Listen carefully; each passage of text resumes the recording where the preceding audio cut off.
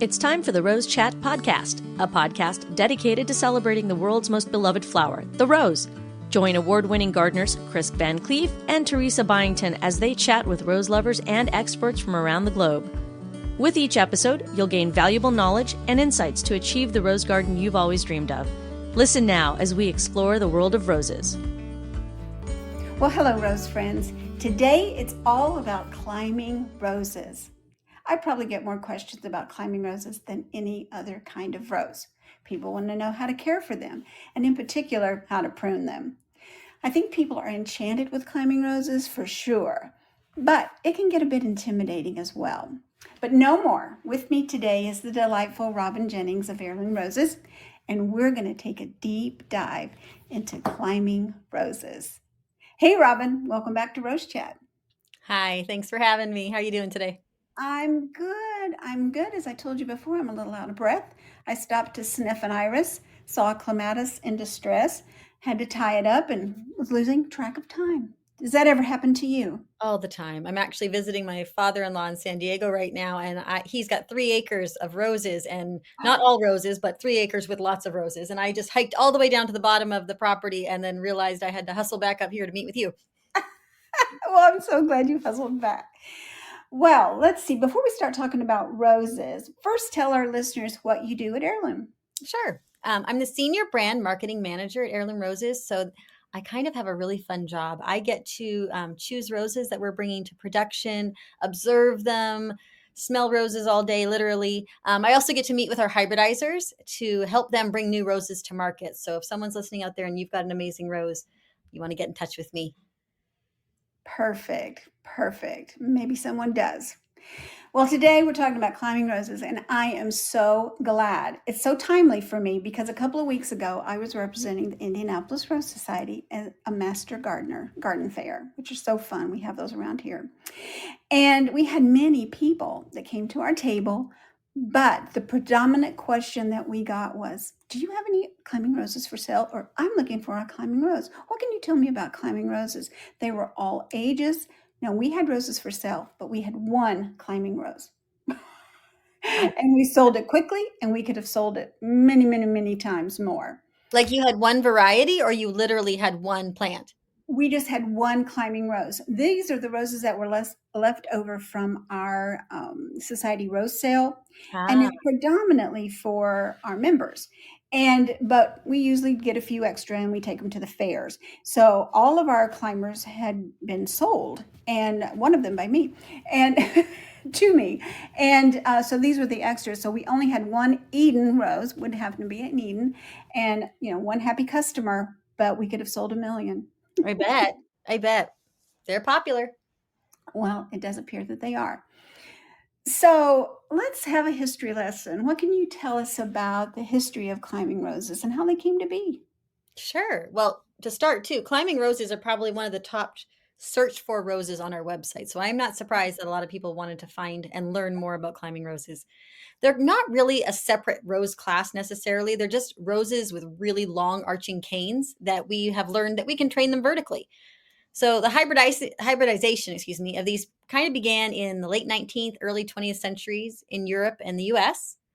And breeders were looking for those types of shrubs that just naturally produce longer canes and had a repeat blooming cycle. And that's kind of how the modern climbing rose came to be. These were sports, most of them, natural mutations of rose bushes that turned into like climbing hybrid teas just because of these long canes. And they don't actually climb. No, they don't actually climb, but you can sometimes it's really easy to find a climber by looking at the thorns. The thorns tend to have a downward hook to them, which kind of is what they're grabbing on with. So if you're ever wondering, is this a climber, look at those thorns and see if they've kind of got a little downward hook. But they will grow. They have really bendy canes when they're young, so you can stretch them laterally, and then they're going to shoot all those new blooms going straight up to give the appearance of climbing and climbing and climbing. Yes, they sure do. And we have all heights of climbing roses. All heights. Oh my goodness, we can get a lot of bang with the climbing rose. So now let's talk about what climbing roses add to the garden. How can they be used effectively? Oh man, they're so great. I mean, the the repeat bloom and the vertical drama that they offer is so amazing. Just bringing some great height. They cover structures that maybe you didn't love in your garden. I told you before, I've got a chain link fence in my garden on one side only. So I've got climbers all over that thing and it's filling out and covering it all up. It's also great if you have a small garden. It's just perfect for tight spaces. You can train it to go up and not out, right? And it needs very limited support structures depending on which climber you pick. Some get really, really big, but it could work on a fence. You can work on arbors or pergolas. I think arches are really in right now. That's probably why you had a lot of people looking for them at your garden fair. It's everyone wants a beautiful arch full of blooms. So that's a great idea. Also, a lot of them have open petals, so they're really good for pollinators and providing shelter for birds. And they're simple. They're simple. I like that you can train them going out. You can train them in a fan. You can train any different way you want to get more lateral blooms. I've been into pergolas as of late. I have big arbors, and so they're just wonderful. But I've been into pergolas, just something that's kind of going to grow up and fountain over. I just love that look. And I've got to say that when you're using vertical space, you get so much more garden real estate. I have seen balconies that are just draping in beautiful roses, and you just get so much more if you can go up or up and over. God, that would be so pretty on a balcony just to have, Mhm. training them up the railing. That would be beautiful. It is. It is. I've seen that. It's just so pretty. I've said before, anything drapey in the garden just does it for me. It adds enchantment and it's so much color and takes your eyes up and it's kind of, you're looking up into the sky and you see these beautiful blooms. So it's just such a nice touch for the garden. It really is. And the earlier you can get, working with the canes and training them horizontally, you're just going to get more and more blooms. I was out looking at Eden actually here on an arch, and it had a couple years, it looks like, where it grew and wasn't pulled over the top of the arch. So it's kind of trying to go straight up, but it can't hold itself. So it's leaning a bit. But so the earlier you can start training those canes, the better. hmm One of the things that I've noticed as my climbers have matured is that those canes that naturally grow toward me instead of toward the arbor, I just trim those off. You don't need to keep every cane. If you've got 4 or 5 good strong canes that you're training, and you're getting that bendability and all of those offshoots, you're going to have beautiful, beautiful roses. So one of the tips I'd like to give people is don't feel like you have to keep every cane that comes from the ground, because after a while, some of them, they're going to grow where you don't want them to grow. And don't be afraid to trim those out. It's That's going to such a make great for a piece more of advice. controllable. Yeah. I just did that with Jasmina, and you talk about thorns, and she's got a few. And so she's putting on a shoot that's going to go right into the walkway. And so I just snipped her right off. It wasn't easy. I had a moment, but it's a good strong cane. But I didn't think I could bend her completely backwards. No, no. I had that same thing with James Galloway. I've got him on a fence and there's two canes coming straight at me and they had like buds on them. So I'm like, oh, I don't want to cut them. But I did because Yeah. they're right in the walkway. Someone's going to get hurt. And even if, I would encourage our listeners, even if you cut the wrong one, you're going to get another one. It's just, I've done that a million times. I thought, oh dear, that was not what I was going for. But a lot of oh dear moments in the garden, and they grow back. You They do. don't have And if you go on heirloomroses.com, we've got a great video that our owner Ben has done where he's shown like when he's replacing older canes, like it hurts to cut those older canes out, to. but there's always going to be a new one and you can start making that a new main cane. So they'll rejuvenate themselves. They're not as scary as they look. That video that Ben did is absolutely outstanding, and it is shocking. And I would recommend everyone seeing that video. And I think he's actually pruning Eden in that video, if I Mhm. recall. Yeah. And it's a huge, huge rose, and he shows what it looks like, when it blooms, and it's just outstanding. But the key is, as you mentioned, don't wait too long. Start bending when they're flexible, because there will come a time when they won't be. Yep. So true. So true. Yeah, they're very protective. Okay, where are we? Let's see. What would you say to a gardener as to what to expect from a climbing rose in the first few years? Yeah. So I'm going to speak to own root because that's what we do. We do own root roses. But with a newly planted climber in year 1, you might have minimal blooms. They'll have a couple. Own root roses just want to blooms, but they're focusing on root development a lot. So you're going to have this thinner canes, little normal for early on, and they're just going to thicken up over the years. And like we were just saying, you got to train early. So year 1 is when I'm, watering it, giving a lot of fish fertilizer, trying to get it to grow, and slowly starting to bend those canes in the direction I want because they're most pliable in that first year. In year 2 and 3, that's when we see increased blooms, bigger even in size, and stronger lateral branching. I like to keep stretching them out throughout the year. I mean, I've got our loop lock ties that we have at Heirloom, which are reusable, so I can take them off the fence and move it down a little longer as the cane has grown and reattach it back to the fence again. So I do that quite a bit in years 2 and 3, and you'll start to see peak size and bloom production between years 4 and 5. And with proper pruning and care, those climbers are going to flourish for decades, especially if you're on own root. Absolutely.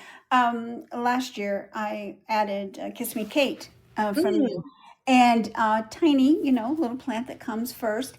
And so she grew some last year. I didn't have blooms, but I was just looking at her today actually, and she has scampered and she looks healthy. So, she has made such strides this year. So we're looking for great things. I think sometimes too, people can get a little nervous about roses that, oh, if I put it in, one place and it gets too big, I can't move it.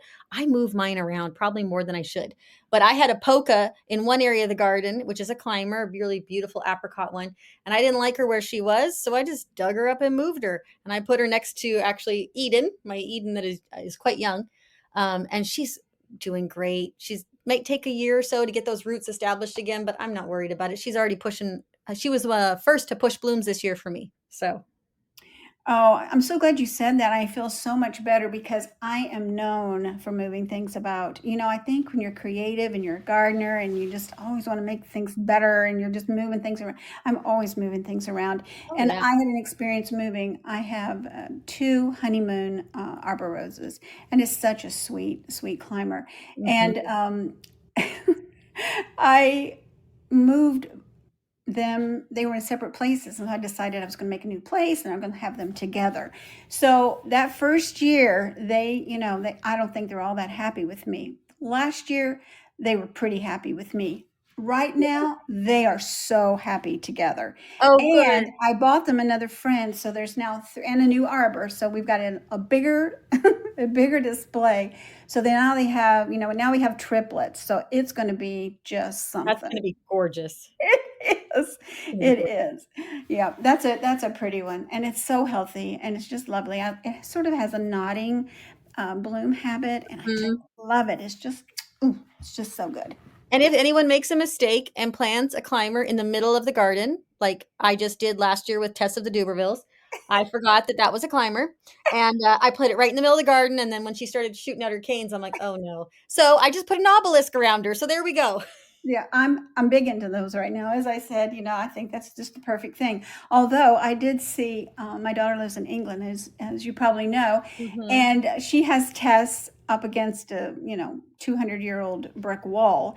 And I saw her bloom last year, and she had scampered up that wall. So, maybe an obelisk for a while. Well, you don't live in England, so maybe for a long while. But she was absolutely stunning. I don't know that I'd ever seen that rose in bloom before, but Yeah, I love that one. And if I have to move her, I have to move her. Oh well. She'll only be aggravated for a little while. For a little bit. Yeah, only for a little while. Okay, now let's move into climbers and ramblers because they often get confused. They even get confused in my garden. So how are they different?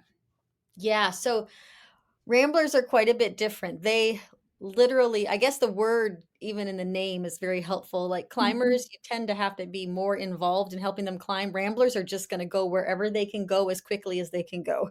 So the bloom habits are different because climbers, most of them that are bred now are repeat bloomers.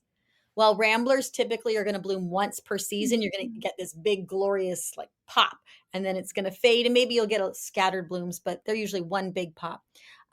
With climbers, the canes are going to get thicker and stiffer to move. Ramblers tend to retain their flexibility and they're a bit more vigorous. like I said, ramblers are going to be this sprawling. They're going to go everywhere, while climbers are much more controlled and they need a structure to go over. If you've ever seen a rose in a tree, like where it's climbed up a tree, that's probably a rambler. They're just going to go their own way. Pruning is different too. So when we prune climbers, we want to prune the laterals. Those are the ones that are growing off the main canes, and train the main canes. And with ramblers, we want to prune right after they bloom, because they'll bloom on old wood, most of them. Very true. And then you have to be careful with a rambler, because they will cover a large space fast and they can get quite heavy. So they need a really good support. Climbers we stick more to, like we were talking about, pergolas or arches or some trellis of some sort. I have several ramblers in my garden, and I would say that most of them have very small and some almost thornless. So that is one difference that I've noticed. And you're very right in their flexibility, but we do need to anchor them, because wind will take them right down, and they'll scamper up a tree and nothing flat. And the one thing that I've also noticed is that they can take more shade. You know, they're not putting out blooms all season long like your climbers are. And so I think they just don't need as much. And when they're doing a lot of their growth, the deciduous trees are they don't have any leaves, and so a lot of sun's coming in, and that's when, you know, they're going to produce their blooms. So, but boy, the blooms in the spring, my goodness, it is amazing. It is an amazing sight to see, and I think it's very rewarding and very worth it. But for that season-long bloom, definitely the climbers are the way to go, and a little bit more controlled in the growth. And we've been really excited this year. We're partnering with the American Rose Society for a Save the Ramblers initiative, where we're helping reintroduce ramblers that maybe there was only 2 or 3 of left in all of the United States, or some even further than that. And so we've propagated some of these almost extinct ramblers to bring them back in, to help the ARS get them into 3 public gardens, 3 production nurseries, and 30 home gardens. So if you have space for a rambler, I know Casimir Moulet is one that we have this year. Gardenia, which is a really pretty yellow one. And then Lady Gay, which is a beautiful pink. And we're hoping for the next several years to keep reintroducing small quantities of these ramblers, so we can save them from extinction. So if you've got acreage, you've got space, and you can handle a rambler, check those out for sure. Absolutely. And some of them aren't, won't eat your house. So there are some that are a little bit more controlled. But oh my goodness, it's such a good effort. I'm so glad that Heirloom is partnering with them. There's just such rich history and in these roses, and they just certainly do have their place. They add a lot of enchantment to my garden, and I just wouldn't be without them. And like I say, even in smaller gardens, there's usually a place for at least one. At least one. I keep saying I've got to find I've got a cherry tree in the front yard, and I'm so tempted. Yeah. I'm so tempted to let it go up the cherry tree, but currently my children climb in it, so I'm not going to do that until they're done climbing in the tree, and then maybe I might let one climb up. Yeah, there's a season. There's a season. There's Yeah. definitely a season. So now let's move into some specifics about roses. What are your favorites? I love to know that. Favorite climbers, I'm assuming. Mhm. Yeah. Gosh, I do love the Eden series. Eden Climbers just got that gorgeous pastel pink with creams and yellows. It's so beautiful. It does well in most zones, I think 5 to 9. And if you want something even darker than that, Pretty in Pink Eden, which is more of a deeper pink color, same growth habit, 10, 11 foot tall, 6 foot wide. Same gentle fragrance, same zones, but just 2 different colors, the same really cupped blooms. I just love those. I mentioned Polka earlier. I've got that one in my yard. She is like the queen of thorns, though. If you've ever tried to handle Polka, she is gnarly thorns. But she's a beautiful apricot with a really strong fragrance. And again, zones 5 through 9. She stays 5 foot wide about, but she can go up to 12 foot tall. So I'm looking forward to stretching her across a good chunk of that fence. That's nice. That's nice. Well, what are some varieties that are especially popular with gardeners today? What are you selling out there? Oh, yeah. Well, Eden for sure. That's our number 1 selling climber. So Eden everybody needs an Eden. If you don't have one, get one. Polka is another big seller. Joseph's Coat, which is kind of a yellow and red blend. So if you like 2-tone blooms, that one grows 8 to 10 feet high, about 4 foot wide. It's got a very light fragrance to it. New Dawn, which was actually, I believe New Dawn was the first rose that was patented. Absolutely. It's Yeah, right. and it's a In the beautiful early 30s. soft. Yeah. She's a beautiful soft pink, gets between 12 and 18 feet high and 6 to 8 feet wide with a moderate average scent, but she's beautiful. I just love her. Mhm. She's very romantic looking. So if you're looking for like that English cottage garden vibe, like that's your girl. If Mhm. you want something like super rich and deep, Don Juan is a great deep red color with a very strong fragrance. You can smell him walking by. He only gets about 5 feet wide, but 10 to 12 feet tall. That's Mhm. another good choice. Nice. What about for beginners? Are there roses that you think are better for beginners, or should they just jump into whatever one they love the picture of? Well, I'm always a fan of choosing what you love the picture of. But Yes. Eden, Don Juan, those are very easy climbers. I mean, there's a reason they sell so well. Excuse me. Uh, Antique is another really pretty one. Climbing Iceberg, that's pretty hard to kill. So Mhm. if you're nervous, like I think I might kill it, just try one of those four. You're going to do great. And also, Eden does okay in pots. I wasn't normally for putting climbers in pots. I mean, I'm thinking like a big half barrel, right? The bigger the size is going to correlate with how high it can grow. But at the Oregon Garden here, there's a beautiful pergola, and they're putting 4 Edens in pots around it for weddings. It's just going to be beautiful. So you can't go wrong with any of those. Absolutely. I would throw honeymoon into that for the Mm, easy. yep. It is so beautiful. It was a big winner at the Biltmore Rose Trials a few years ago. It's just a really, it's all around nice rose. Healthy, pretty, some fragrance, and not too big. Yeah. Yeah, And it's a also New Dawn, I did mention that. It's pretty forgiving. It's got such a soft, nostalgic look. And when you're going with own root roses, I mean, we've talked about this before. You can run over it with a lawnmower and it's going to come back. It's going to survive. So you really have to work hard to kill these things. and that's such good news. Around here, the deer eat them. Mm. The cold and the thaw gets some of them. I actually had to cut 2 roses back almost to the ground.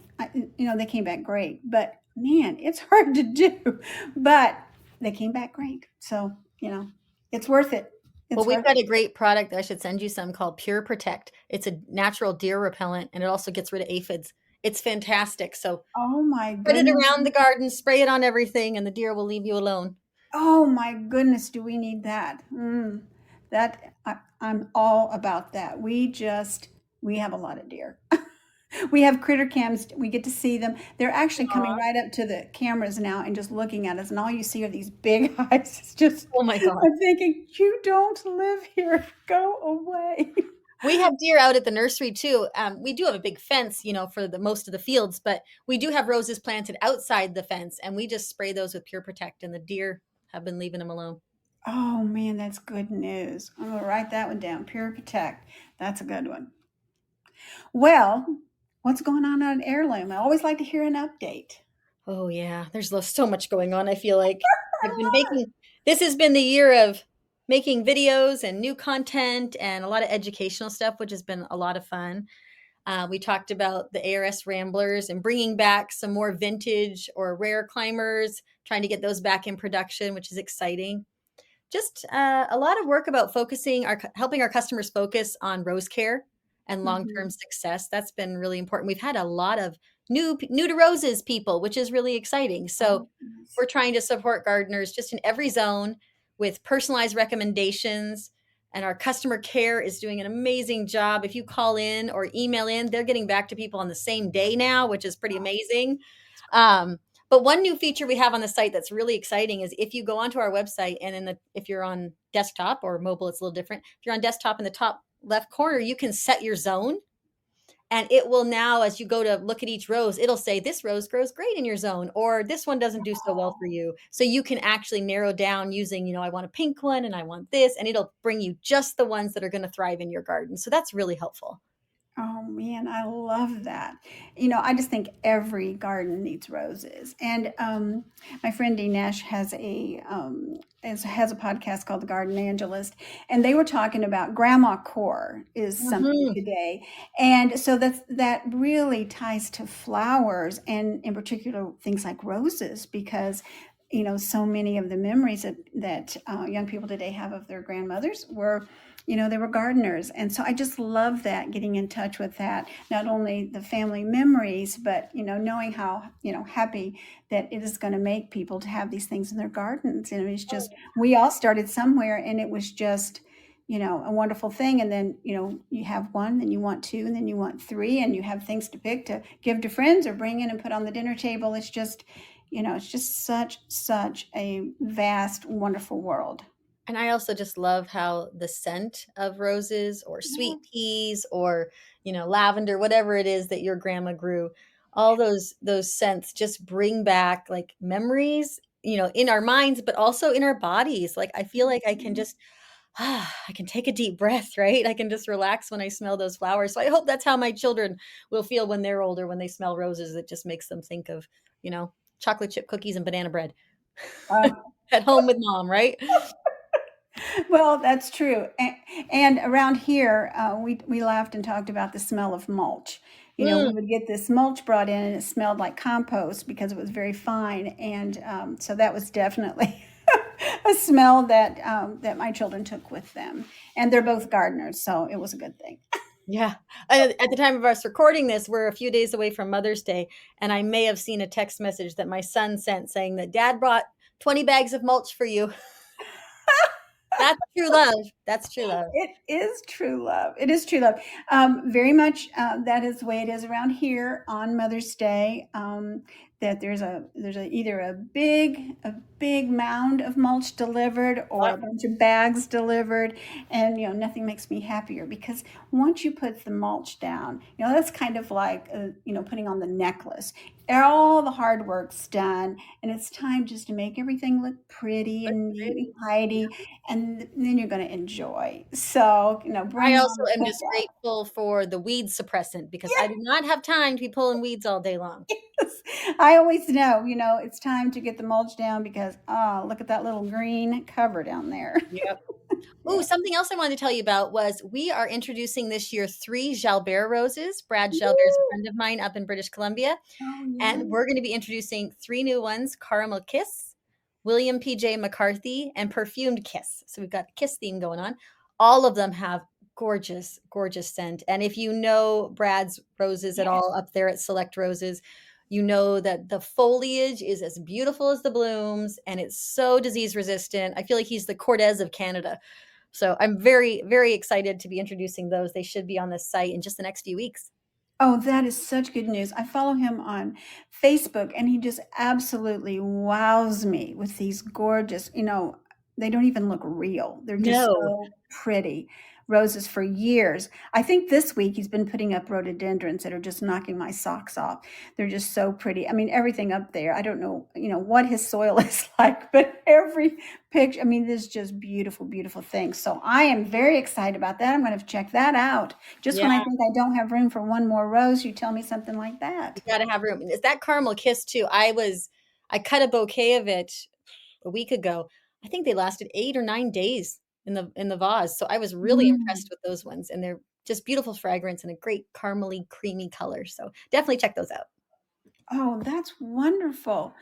My goodness, we've covered a lot of ground today. And hopefully we've taken some of the fear and mystery out of growing climbing roses, don't you think? I hope so, yeah. I hope so. Hope our listeners will be ready to take a look at climbing roses differently and know that they can do this. Yes. And there's a climber out there for anyone. And at Heirloom, we're just passionate about helping people find varieties that are just going to thrive in your specific region, but also is going to fit the look, that grandma core, whatever that feel is that you're after. Absolutely. So whether it's New Dawn or a bold statement like Don Juan, there's a climber for everyone out there. Oh, there is. There is for sure. Robin, thanks so much for joining me today. Oh, thanks for having me. Always a joy to talk roses. It is. It was just so much fun to have you, and the excitement, and to know all the great things that are going on at Heirloom. So, and I think all this information is going to be a big help to our listeners. So thank you, thank you, thank you. My pleasure. Well, friends, we're so glad you tuned into our show. We hope you heard about a rose that you just have to have in your garden. So I hope it was helpful, and I hope it was fun. And until next time, friends, enjoy time in your garden.